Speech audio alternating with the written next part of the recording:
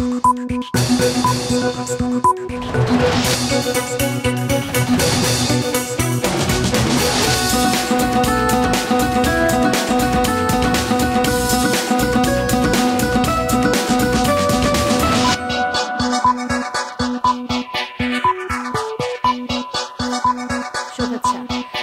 সন্ধ্যার মাছরাঙা সংবাদে আপনাদের সঙ্গে আছি কাজী রওশনারা সাকি। শুরুতে গার্ডিয়ান লাইফ ইন্স্যুরেন্স সংবাদ শিরোনাম।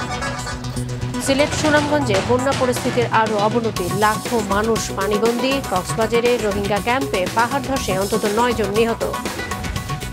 ঢাকা ও আশেপাশের জেলায় 4 মাসে সাধারণ অস্ত্রোপচারের পর শ্বাসকষ্টের 8 শিশুর মৃত্যু, অস্বাভাবিক হিসেবে মামলা, চলছে তদন্ত। এবারে বিস্তারিত সংবাদ। পাহাড়ি ঢল ও বৃষ্টি অব্যাহত থাকায় সিলেট ও সুনামগঞ্জে বন্যা পরিস্থিতির আরও অবনতি হয়েছে। উত্তরাঞ্চলেও বন্যা পরিস্থিতির আশঙ্কা দেখা দিয়েছে। 10টি নদীর পানি বইছে বিপদসীমার উপর দিয়ে। Desk report. সিলেটে সুরমা ও কুশিয়ারার বিভিন্ন পয়েন্টে পানি বিপদসীমার উপর থাকলেও প্রতিনিয়ত বাড়ছে লোভা, সারি ও ধলাই সহ অন্যান্য নদীর পানিও। জেলা প্রশাসনের তথ্যমতে জকিগঞ্জ, কানাইঘাট, কোম্পানিগঞ্জ ও সদর উপজেলার 1300-র উপর গ্রাম প্লাবিত হয়েছে। পানিবন্দী আছে প্রায় 7 লাখ মানুষ। এদের মধ্যে মহানগরের 7টি ওয়ার্ডে পানিবন্দীর সংখ্যা প্রায় 1.5 লাখ। আশ্রয়কেন্দ্র তো আমরা এখানে তো খোলা বাড়ি আছে, এটা তো সব মানুষ বড়ি গেছে কালকে রাত্রেও। এখন তো আর জায়গা নাই, এখন আমরা যাইনি। আমরা তো অবস্থা খারাপ, পানি বাসিয়া সপ্তাহের জিনিসপত্র দেখানি। পরিস্থিতি মোকাবেলায় সিটি কর্পোরেশনের সব কর্মকর্তা কর্মচারীর ছুটি বাতিল করা হয়েছে। শুকনো খাবার ও বিশুদ্ধ পানি সরবরাহ সহ বন্যা দুর্গতদের সহায়তায় নেওয়া হচ্ছে নানা উদ্যোগ। একটি মানুষও যাতে কষ্টে না থাকে, আশ্রয়কেন্দ্রগুলোতে আমরা খাবার পরিবেশন করব, মেডিসিন, পানি যা যা লাগে আমাদের পক্ষ থেকে করা হবে। দুর্যোগ এলাকায় কাজ করার জন্য, মানুষকে সাহায্য করার জন্য এই মন্ত্রণালয়ে আমরা বোট তৈরি করতেছি। অবশ্যই এই বোটের খুব শীঘ্রই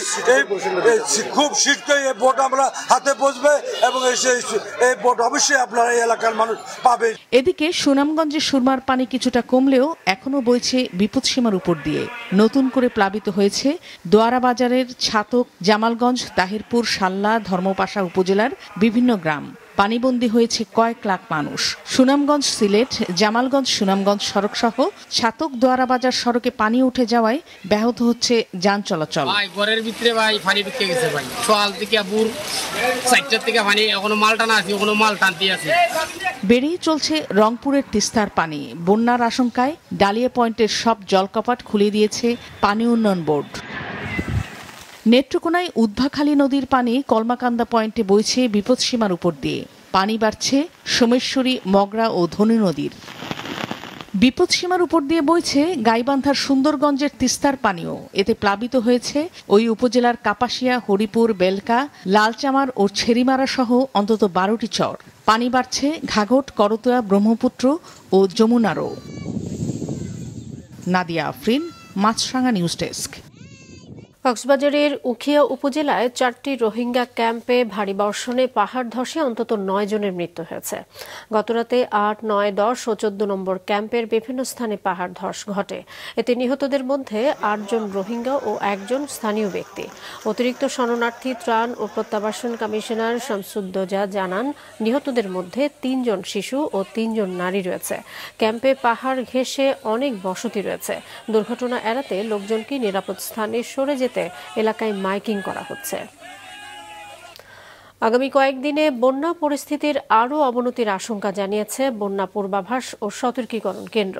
এদিকে আবহাওয়া অফিস জানিয়েছে, সক্রিয় মৌসুমি বায়ুর প্রভাবে সারা দেশেই আজ থেকে বাড়বে বৃষ্টিপাতের পরিমাণ। সিলেট, ময়মনসিংহ ও রংপুর বিভাগের পাশাপাশি চট্টগ্রাম বিভাগেও ভারী বর্ষণ হতে পারে। চলবে অন্তত আরও 2 দিন। পার্বত্য অঞ্চলে পাহাড় ধসের আশঙ্কার কথা জানিয়েছে আবহাওয়া অফিস। দমকা থেকে ঝড়ো হাওয়া বয়ে যাওয়ার আশঙ্কায় চট্টগ্রাম, কক্সবাজার, মোংলা ও পায়রা বন্দরকে 3 নম্বর সতর্ক সংকেত দেখাতে বলেছে আবহাওয়া অফিস। বন্যা পূর্বাভাস ও সতর্কীকরণ কেন্দ্র জানিয়েছে, উত্তরাঞ্চলের কুড়িগ্রাম, লালমনিরহাট ও রংপুর জেলার নির্মাঞ্চলে স্বল্প মেয়াদী বন্যার সৃষ্টি হতে পারে। বর্তমানে দেশের সকল দেশের 10টি প্রধান নদী 15টি পয়েন্টে বিপদসীমার উপর দিয়ে প্রবাহিত হচ্ছে। এর মধ্যে উল্লেখ্য সুরমা নদী সিলেটে বিপদসীমার 37 সেন্টিমিটার, সুনামগঞ্জে বিপদসীমার 40 সেন্টিমিটার, কুশিয়ারা নদী মৌলভীবাজারের শেরপুর পয়েন্টে বিপদসীমার 12 সেন্টিমিটার এবং একই সাথে মনু নদী মৌলভীবাজারে বিপদসীমার 8 সেন্টিমিটার, খোয়াই নদী হবিগঞ্জে বিপদসীমার 75 সেন্টিমিটার এবং দেশের উত্তরাঞ্চলে তিস্তা নদী রংপুরের কাউনিয়া পয়েন্টে বিপদসীমার 20 সেন্টিমিটার উপরে এবং দুধকুমার নদী পাটেশ্বরী পয়েন্টে বিপদসীমার 5 সেন্টিমিটার উপরে অবস্থান করছে। ঈদের ছুটি শেষে নতুন সূচিতে শুরু হয়েছে অফিস আদালত। মানুষ ফিরছেন কর্মস্থলে। মনোযোগ কম থাকে বলে ফিরতি যাত্রাটাই বেশি দুর্ভাবনার বলে মন্তব্য করেছেন সড়ক ও সেতুমন্ত্রী ওবায়দুল কাদের। সকালে সচিবালয়ে ঈদ পরবর্তী শুভেচ্ছা বিনিময়ের সময় মন্ত্রী বলেন, এবার যত দুর্ঘটনা ঘটেছে এর বেশিরভাগই মোটরসাইকেল আর ইজি বাইকের ক্ষেত্রে হয়েছে। বেপরোয়া ড্রাইভিংও দুর্ঘটনার অন্যতম কারণ। সারা দেশে 3 চাকার গাড়ি রাস্তা শৃঙ্খলা নষ্ট করছে। এক্ষেত্রে সুস্পষ্ট নীতিমালা প্রয়োজন। জীবিকা রক্ষা করতে গিয়ে জীবনকে ঝুঁকির মধ্যে ফেলে দেওয়া হচ্ছে বলেও জানান তিনি। ইজি বাইক চালানোর পেছনে জনপ্রতিনিধিদেরও দায় আছে বলেও মন্তব্য করেন কাদের।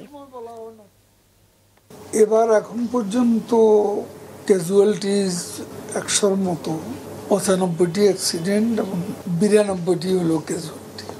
শেষ পর্যন্ত কি দাঁড়ায় এখনো বলা যাচ্ছে না এবং ফিরতি যাত্রাটাই আমাদের বেশি দুর্ভাবনার কারণ হয়। এখানে মনোযোগটা কম থাকে। গত কয়েক মাসে সুন্নতে খাতনা ও টনসিল অপসারণের পর তীব্র শ্বাসকষ্টে মারা যায় 8টি শিশু। ঢাকা ও এর আশেপাশের জেলা শহরে ঘটা এসব মৃত্যুর কারণ নিয়ে প্রশ্ন উঠেছে। সবকটি ঘটনাতেই রয়েছে মামলা, চলছে তদন্ত। মীর মঞ্জুরুলের ক্যামেরায় কাউসার সোহেলের অনুসন্ধানী প্রতিবেদনের দেখুন প্রথম পর্ব। 11 বছরের ছোট্ট আহনাফ মারা যায় গত ফেব্রুয়ারিতে। ঢাকার মগবাজারের একটি ক্লিনিকে সুন্নতে খাতনার জন্য অচেতন করার পর আর জ্ঞান ফেরেনি বাচ্চাটির। আমার ছেলেটাকে আমি ওটিতে সাজা গুজায় ঢুকাইছি, একটু পরে দেখলাম একটা সাদা প্যাকেটে না 4 কোনা আমার বাচ্চাটাকে ঢুকায় চেল লাগাই দিল। গত মার্চে নারায়ণগঞ্জে টনসিল অপসারণ অস্ত্রোপচারের কয়েক ঘন্টার মধ্যে মারা যায় 8 বছরের সাদ ও কিশোরী মেহনাজ। মৃত্যুর আগে দুজনারই তীব্র শ্বাসকষ্ট দেখা দেয়। আমাদের মেয়ের কোনো শ্বাসকষ্ট ছিল না, ও বাসা থেকে হাইটে আছে সুন্দর। অপারেশনটা করার পরে ওর শ্বাসকষ্ট আরম্ভ হয়েছে। অস্ত্রোপচারের আগে নিয়মমাফিক সব শারীরিক পরীক্ষা করে চিকিৎসক নিশ্চিত হয়েছিলেন সাদ ও মেহনাজের শরীরে জটিল কোনো রোগ বা সংক্রমণ আছে কিনা। অপারেশন করার আগে আমরা দেখেছি, আমি সার্জন হিসেবে দেখেছি, বাবা মার সাথে কথা বলেছি, অ্যানাস্থেটিকও দেখেছেন, চেক করেছেন, তার সমস্ত পরীক্ষা নিরীক্ষা যেগুলো রক্ত পরীক্ষা বুকে রয়েছে, ইসিজি এগুলো করা হয়, সব কিছু করা হয়েছে। তো ডক্টর সাহেব তার ইনভেস্টিগেশন রিপোর্টগুলো আমাকে দেখে সব কিছু কমপ্লিট করে অপারেশনের টাইম দিয়েছে, পেশেন্ট ঠিকই ছিল। দুইটা ক্ষেত্রেই একই ধরনের সিনারিও, যে শ্বাসকষ্ট, তারপরে দ্রুত অক্সিজেন স্যাচুরেশন কমে যাওয়া, বিপি ফল করা এবং আলটিমেটলি মানে কোনো রেফার করার মতো সময় তারা কিন্তু আর দিচ্ছে না। চিকিৎসা বিজ্ঞান বলছে অ্যাজমা, হাঁপানি বা বড় কোনো শারীরিক জটিলতা না থাকলে মাইনর অস্ত্রোপচারের পর শিশু রোগীর তীব্র শ্বাসকষ্ট হওয়া অস্বাভাবিক। তাহলে প্রশ্ন হচ্ছে, নারায়ণগঞ্জ ছাড়াও ঢাকা ও কেরানীগঞ্জে আরও 5টি শিশু এমনই মাইনর অস্ত্রোপচারের পর তীব্র শ্বাসকষ্টে কেন মারা গেল? তার যদি কোনো সমস্যা না থাকে, তার যদি অ্যানাফাইলেটিক শক যাই হয়ে থাকুক না কেন, এখন টেবিলে মারা যাওয়ার কথা না। কি যে ঘটনা আসলে ঘটছে, যেখানে তাকে এয়ারওয়ে মেনটেন করতে সমস্যা হচ্ছিল না, ড্রাগ রিঅ্যাকশন, অ্যাবনর্মাল কোনো ড্রাগ রিঅ্যাকশন হয়েছে, এখন যে ওষুধ দিছে সেই ওষুধের কোনো ঝামেলা ছিল কিনা। সার্জারি অ্যানেস্থেসিয়া যেখানেই হবে সেখানে দুর্ঘটনা ঘটতেই পারে, কিন্তু ঘটলে সেটার অ্যাপ্রোপ্রিয়েট অ্যাকশন নেওয়া হয়েছে কিনা, আর অ্যাকশন নিয়ে থাকলে সেগুলি ডকুমেন্টেশন আছে কিনা, সেগুলি আমাদেরকে দেখতে হবে। এসব ঘটনায় হয়েছে মামলা, চলছে তদন্ত। হয়তো বেরিয়েও আসবে এসব মৃত্যুর পিছনে দায়ী কার। কিন্তু তাতে কি মিটবে সন্তানহারা বাবা মার মনের হাহাকার? তারপরও প্রত্যাশা, সঠিক অপরাধী শনাক্ত করে ন্যায় বিচার নিশ্চিত করা গেলেই হয়তো বন্ধ হবে এমন মৃত্যুর অনাকাঙ্ক্ষিত সব ঘটনা। কাউসার সোহেলি, মাছরাঙ্গা সংবাদ, চাষাড়া, নারায়ণগঞ্জ। সংগ্রহজনিত অব্যবস্থাপনায় মোট পশু কোরবানির 20% মতো চামড়া নষ্ট হয়েছে এবার। ফলে 1 কোটি চামড়া সংগ্রহের লক্ষ্য অর্জন কঠিন হবে বলছেন ট্যানারি মালিকরা। আব্দুল্লাহ রাকিবের সহযোগিতায় রঞ্জিবুল মিজানের রিপোর্ট। চট্টগ্রাম নগরীর আতুরা ডিপো এলাকায় এভাবে স্তূপ করে রাখা হয়েছে লবণযুক্ত কাঁচা চামড়া। নগরী ও এর আশপাশের উপজেলা থেকে এসব চামড়া সংগ্রহ করেছেন মৌসুমী ব্যবসায়ীরা। সরকার নির্ধারিত দাম না পাওয়ার অভিযোগ করছেন তারা। ফার্স্টে 300 টাকা মূল্যছে, ওইটা তো আমার কিনে পড়ে না, আমি কেমনে দেবো? তারপরে গেছি যেতে মাল এখানে জাম হইতেছে, আস্তে আস্তে হয় 100 টাকা 150 টাকা। দেশের মধ্যে সবকিছু দাম বাড়তেছে, কিন্তু চামড়ার দাম বাড়তেছে না। চামড়া সংগ্রহের পরের ধাপে রয়েছেন আড়তদাররা। তাদের দাবি, মৌসুমী ব্যবসায়ীরা অতিরিক্ত দামে চামড়া কিনেছেন লবণের দাম যুক্ত না করেই। তাদের অভিযোগ, সরকার নির্ধারিত দরে চামড়া কিনছেন না ট্যানারি মালিকরা। প্রতি বছর তো চামড়ার দামটা দেয়, কিন্তু ট্যানারি মালিক তো সরকারের নির্ধারিত দামে আমাদের থেকে চামড়াটা কিনে না। সরকার তো তখন আর মনিটরিংও করে না। বাণিজ্য মন্ত্রণালয় বলেন, বক্তা বলেন, কেউ আমাদের কাছ থেকে খোঁজখবর নেয় না। আসলে আদৌ আমরা কি চামড়াটা বিক্রি করতে পারছি ট্যানারি মালিকের কাছে, বা কি দামে বিক্রি করছি? এদিকে রাজধানীতে এক সংবাদ সম্মেলনে বাংলাদেশ ট্যানার্স অ্যাসোসিয়েশনের পক্ষ থেকে মৌসুমী ব্যবসায়ীদের দাম কম পাওয়ার কথা স্বীকার করে এর জন্য তাদের অনভিজ্ঞতাকেই দায়ী করা হয়। আমরা ক্লিয়ার করে বলে দিই, একটা চামড়াতে লবণ দিতে খরচ মিনিমাম 250 থেকে 300 টাকার কাছাকাছি খরচ পড়ে। তো 300 টাকা বাদ দিয়ে ওদেরকে চামড়াটা সংগ্রহ করা উচিত। আরও জানানো হয়, সংগ্রহজনিত অব্যবস্থাপনায় 20% মতো চামড়া নষ্ট হয়েছে এবার। ফলে 1 কোটি চামড়ার লক্ষ্য অর্জন কঠিন হবে। মোটামুটি 1 কোটির কাছাকাছি আপনার কুরবানি হয়েছে, কিন্তু এইখানে আমাদের যে খাসি এবং ছাগলের চামড়া অব্যবস্থাপনার কারণে 8 থেকে 10 লক্ষ পিস আপনার নষ্ট হবে। এরই মধ্যে সারা দেশে 80 লাখ কাঁচা চামড়ায় লবণ দেয়া হয়েছে, আর ঢাকাতে তা 8 লাখের মতো বলে জানানো হয় সংবাদ সম্মেলনে। রঞ্জিবুল মিজান, মাছরাঙ্গা সংবাদ, ঢাকা।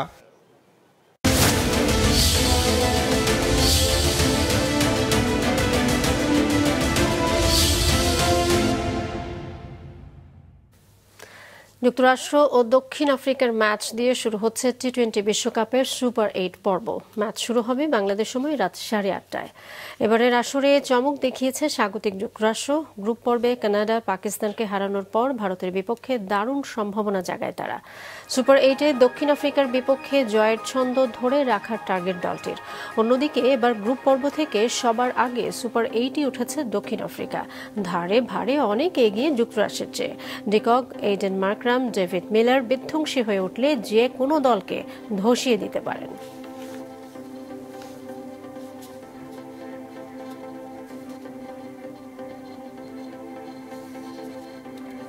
সন্ধ্যার সংবাদ শেষ করছি, তার আগে গার্ডিয়ান লাইফ ইন্স্যুরেন্স সংবাদ শিরোনামগুলো আরও একবার। সিলেট সুনামগঞ্জে বন্যা পরিস্থিতির আরও অবনতি, লাখো মানুষ পানিবন্দী। কক্সবাজারে রোহিঙ্গা ক্যাম্পে পাহাড় ধসে অন্তত 9 জন নিহত। ঢাকা ও আশেপাশের জেলায় 4 মাসে সাধারণ অস্ত্রোপচারের পর শ্বাসকষ্টে 8 শিশুর মৃত্যু, অস্বাভাবিক হিসেবে মামলা, চলছে তদন্ত। এই ছিল সন্ধ্যা সংবাদে। ফেসবুকে আপডেট পেতে ভিজিট করুন মাছরাঙা টেলিভিশনের পেজে। ইউটিউব চ্যানেলেও দেখতে পারেন আমাদের সংবাদ, প্রতিবেদন এবং অনুষ্ঠান। এতক্ষণ সঙ্গে থাকার জন্য ধন্যবাদ জানিয়ে কাজী রওশন আরা সাকি শেষ করছি সন্ধ্যার মাছরাঙা সংবাদ। এই দিন এইভাবে।